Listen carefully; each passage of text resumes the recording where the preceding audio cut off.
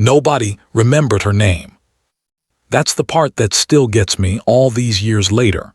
We owed her everything, every single one of us who walked out of that valley, and for the first 3 days afterward half the battalion couldn't tell you what she was called. We just said the woman asterisk, the cleaning woman, the one with the bucket. Her name was Branka. I'll say it as many times as I need to, because there was a long stretch of my life when I was the only one saying it at all. Let me back up. You have to understand what kind of winter it was. I was 22. I'd been in uniform for 14 months and I still didn't really believe any of it. The cold that year came early and it came mean.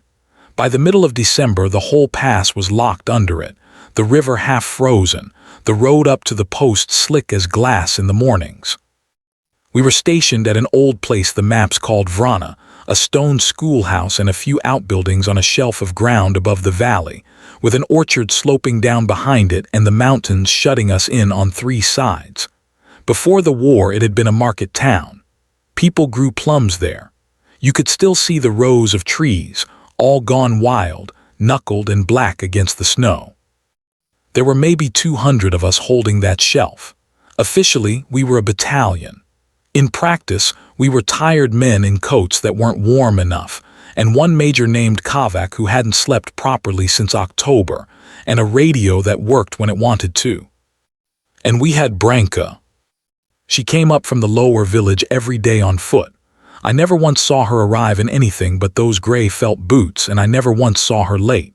She mopped the schoolhouse floors. She scrubbed the pots after the cooks ruined them.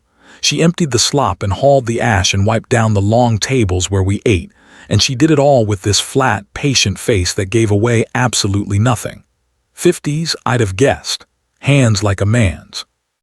A headscarf, always the same dull color, knotted under her chin. We were boys mostly, and we treated her the way boys treat furniture. We talked over her. We complained about the food in front of her like she was deaf. Tomo, that's Tomislav, my closest friend up there, used to do an imitation of the way she wrung out her mop, this slow grinding twist, and we'd laugh ourselves stupid over it. God forgive us. She never reacted. She'd just look at him and then look back down at the floor and keep going. I want to be honest about that. We were not kind to her. We weren't cruel exactly. We were just careless in the way you can only be careless about someone you've decided doesn't matter. There was one thing, though, that I noticed and the others didn't. Branka knew the ground. She'd lived in that valley her whole life. You could tell by the way she moved across it, never hesitating, never looking down, like the snow was a thing she could see through. One afternoon I was on a wood detail down near the orchard and I watched her walk the long way around a perfectly flat, perfectly ordinary stretch of meadow. A clean shortcut, right there, and she went the long way for no reason I could see. I almost called out to her about it. I didn't. It didn't seem worth the breath. I think about that a lot now, how close the answer was and how I just let it go. The trouble started on the 23rd. We'd known for weeks that the line east of us was bending, villages emptying, refugees coming up the road with whatever they could carry on their backs, but it was always somewhere else, always a problem for someone else's map.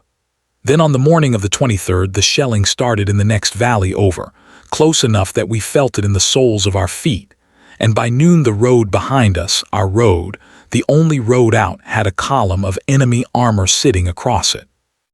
I'll never forget Kavak's face when he came out of the radio room. He had a way of going very still when things were bad, and he was very still then. "They've cut the road," he said, just that. We were 200 men on a stone shelf with one way down. The road ran out the back of the orchard, down through a series of switchbacks, and joined the main valley floor near the lower village. That road was now closed. There was the river crossing to the west, but the bridge there had gone into the water in November and never come back up.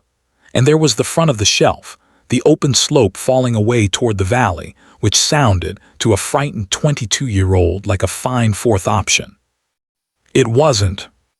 I found out why that night in the dark, listening to 2 sergeants argue in low voices outside the schoolhouse door.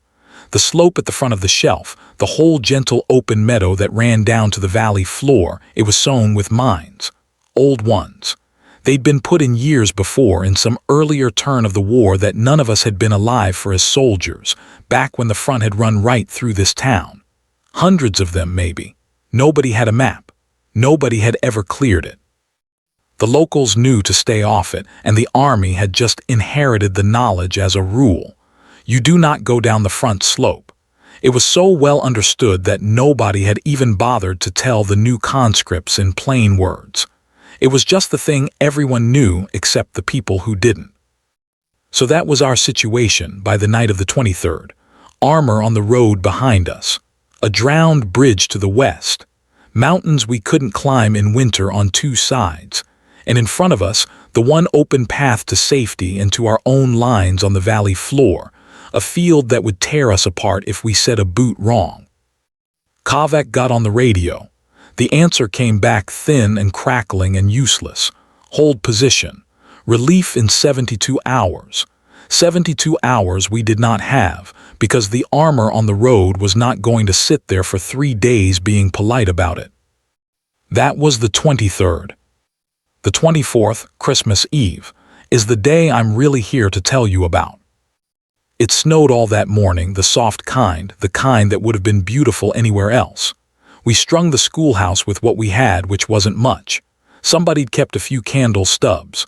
One of the cooks, a huge gentle man named Pavel, had been hoarding a tin of something sweet since autumn, and he opened it and went around with a spoon, 1 spoonful per man, like communion. I remember the taste of it. Apricot. I remember thinking it might be the last sweet thing I ever ate. And I remember Branka, mopping. On Christmas Eve, with the enemy on the road and the field of mines in front of us, that woman came up from the lower village in her gray felt boots, and she mopped the schoolhouse floor. Tomo said it out loud, what we were all thinking. Why is she even here? She didn't look up, but I was close, and I heard her answer, the first full sentence I think I'd ever heard her say. Where else would I go, she said. It wasn't a question. She wrung out the mop, that slow grinding twist, and moved to the next row of stone. The attack on the orchard came an hour before dark. I won't pretend I understood it as it happened. Nobody does when they're in it. It's all noise and the wrong kind of light and your own heartbeat enormous in your ears. What I know is that they came up through the back, through the switchbacks, and they hit the orchard line where Tomo and I and about 30 others were dug in among the wild plum trees, and for a while it was the loudest and most frightening thing I had ever been part of. We held, barely. We held because Kovac fed in everyone he had, and because the orchard was a bad place to attack through, all those black trees, and because, I'll just say it, because some of the men around me were braver than I will ever be.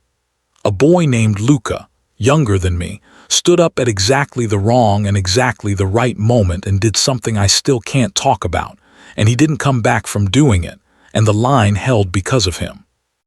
But holding the orchard wasn't winning. It was just not losing for 1 more hour.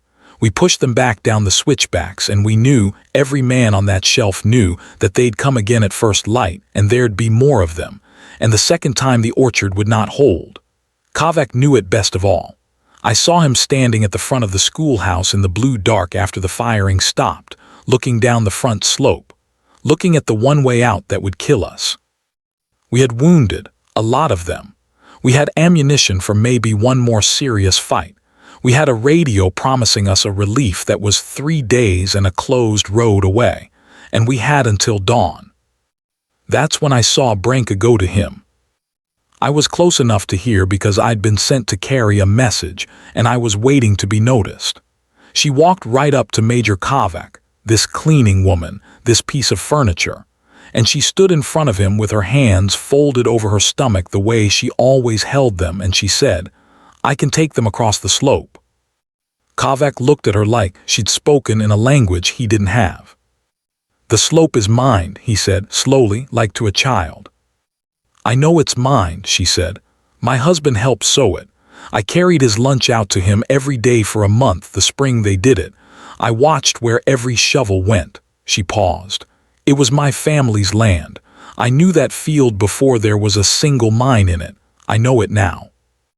I have gone over that moment in my head 10,000 times, and I still don't know what it cost her to say it so plainly.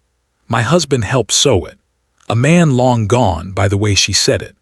A field that had been hers, plums and all, before the world turned it into a thing that killed people. She'd been walking the long way around her own life for years. Kovac didn't believe her. Not at first. You could see him not wanting to. Because if he believed her, he had to send a 50-year-old cleaning woman into a minefield in the dark, and that was not a thing a man like Kovac could live with easily. "It's been 20 years, he said. "The ground shifts, things move, you can't possibly." "Then I'll go first," Branka said. "Alone, and if I'm wrong, you've lost a cleaning woman and you'll know not to follow." Nobody said anything. The snow came down between them. "And if I'm right," she went on, "I mark the path, and you bring every one of these boys down behind me, one at a time in my footprints, and you put them on the valley floor where our people are, before the sun comes up." I have never in my life heard anything braver said so quietly. Kovac sent for rope and for white cloth. We tore up bedsheets, anything pale, and for the few of us who could be spared from the orchard line. I was one of them. I don't know why I volunteered. I think I just couldn't stand the idea of her doing it while I watched. She went out at full dark, with the snow still falling, which was a mercy because it muffled us and a curse because it hid the ground. We tied a long line around her waist and paid it out behind her. The plan, if you could call it a plan, was simple and horrible. She would walk. We would follow the rope. Every few steps she would press one of the strips of white cloth into the snow beside her own footprint, so that the path would show. And the 200 of us would come down that thread of cloth in single file, in her exact steps in the dark, carrying our wounded. I was second on the rope, right behind her. I want to tell you what it was like, but I'm not sure the words exist. She moved so slowly. Not from fear. I never once felt fear come off her, but from a kind of total attention I'd never seen in a person. She'd stop. She'd stand on one foot with the other hovering. She'd look at a hump in the snow that I couldn't tell from any other hump in the snow, and she'd shift her weight a hand's width to the left, and she'd go on. Sometimes she put her hand flat on the ground and just held it there, feeling the way you'd feel a sick child's forehead. Once she stopped for so long I thought she'd frozen up, and I opened my mouth, and without turning around she said, "Quiet, I'm remembering. I'm remembering. 20 years. A field she'd carried lunches across, before it became the thing that took her husband and her land and her name in our mouths. She was walking back through her own memory in the dark with 200 lives on the rope behind her, finding the gaps her dead husband had left between the things he'd buried. We went down that slope at a pace I can only describe as the pace of someone diffusing the whole world. It took hours. The first stretch, where the men behind me were sure we were all about to die, was the worst. You could feel the terror running back up the line like current. But Branka just kept laying her white cloths, one footprint at a time, and the path held, and after a while the terror turned into something else. Faith, maybe. 200 men walking in a dead woman's footprints behind a living one, trusting a cleaning woman with their lives, on Christmas Eve, in the snow. Twice the line nearly broke. Once a young soldier, not Luca was already gone, panicked near the middle and stepped wide of the cloth, off the path, just one step, and the man behind him grabbed his collar and hauled him back so hard they both went down. Branka heard it. She came back up the line, hand over hand on her own rope, past me, and she crouched in front of that shaking boy and she said something to him I couldn't hear, very low, and she held his face in both her rough hands for a moment, and then she went back to the front and we went on. He told me afterward what she'd said. I'll tell you at the end. The second time was the wounded. We were carrying men who couldn't walk, 2 and 3 soldiers to a stretcher, and a stretcher is wide, and the path was a single footprint across. So Branka did it again.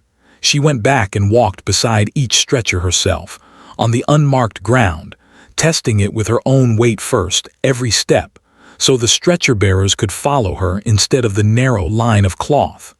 She put herself on the live ground over and over so the wounded could cross. By the third stretcher, I understood that she had decided, somewhere in herself, that she was not going to be the reason a single one of us died, and that if the field wanted someone, it could have her and only her.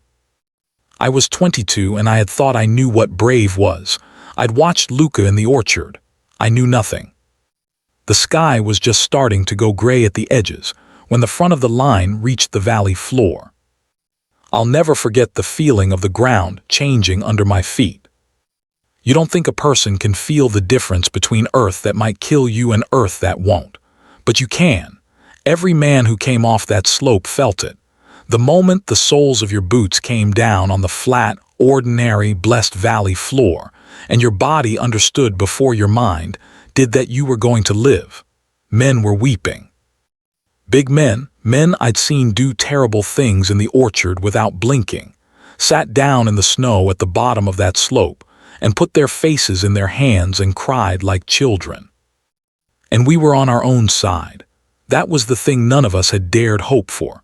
The relief column that was supposedly 3 days away, it turned out a piece of it had pushed up the valley overnight, and they were there on the floor when we came down, and they had medics and trucks and warmth. Branka hadn't just gotten us off the shelf. She'd walked us straight into the arms of our own people. 200 men. We brought down 200 men and our wounded across a minefield in the dark, and we did not lose one of them on that slope. Not one. The orchard cost us. Luca and the others, that was real and that doesn't go away. But the field, the thing that should have killed half of us, took nobody. It took nobody because of a cleaning woman in gray felt boots, whose name we hadn't bothered to learn. I went looking for her once we were down. I don't know what I wanted, to thank her, to say her name, which I'd finally heard her say to Kavak, to apologize for a year of being careless about a person who turned out to be the bravest human being I will ever meet. I found her at the bottom of the slope. She was sitting on a fallen log at the edge of the trees by herself, a little apart from all of it, watching the men come down behind us in the gray morning light. The last of the line, the stretchers. She had her hands folded over her stomach the way she always did. She looked exactly the same as she did mopping the schoolhouse floor. Tired, patient, giving nothing away. I sat down next to her. I didn't know what to say, so I said the stupidest possible thing. I said, "It's Christmas." And Branka looked out at the snow and at the boys coming down off the killing ground alive, and she said, "Yes, it is." And then, after a while, very quietly, like it was a private thing she decided to let me hear, he used to say a person should try to leave the world owing it nothing. She didn't say who he was. She didn't have to. I think tonight I came close. That's the thing she'd whispered to the panicking boy on the slope, by the way. He told me weeks later, in a field hospital, both of us bandaged and ashamed of nothing. She'd held his face in her hands and said, "You are not going to die in my husband's field. I won't allow it. Now put your foot exactly where I put mine, and trust a tired old woman who has been waiting 20 years to do one good thing with this terrible ground." We tried afterward to make it right, to make her matter the way she'd always mattered and we'd never seen. Kavak put her name in his report in letters I imagine he pressed hard enough to tear the page. There was talk of a medal. I don't know if it ever came. Things were chaos for a long time after that winter, and people scattered, and the war went where wars go. But here is what I do know. For the rest of his life, every man who came down that slope said her name like a prayer. We taught it to our children. I taught it to mine. When my daughter was small and afraid of the dark, I didn't tell her there was nothing out there to be afraid of, because that's a lie and children know it. I told her about a woman who walked into the most dangerous place in the world, alone in the dark, on Christmas Eve, and laid down a path of white cloth so that 200 frightened people could follow her home. I told her that's what brave is. Brave isn't not being afraid. Brave is going first. She was just a janitor. That's what the title of this story says, and that's what we thought for a year, while she mopped our floors and emptied our ash, and we did our cruel little imitations of the way she wrung out her mop. She was just a janitor. And on the coldest Christmas Eve of my life, that janitor crossed a minefield alone, on her own dead husband's path, to bring an entire battalion home. And she did it without ever once raising her voice. And she did it because, as she told me on a log at the edge of the trees while the snow came down, she wanted to leave the world owing it nothing. Her name was Branka. Say it once for me. She earned it 1,000 times over, and there was a long stretch of my life when I was the only one saying it at all.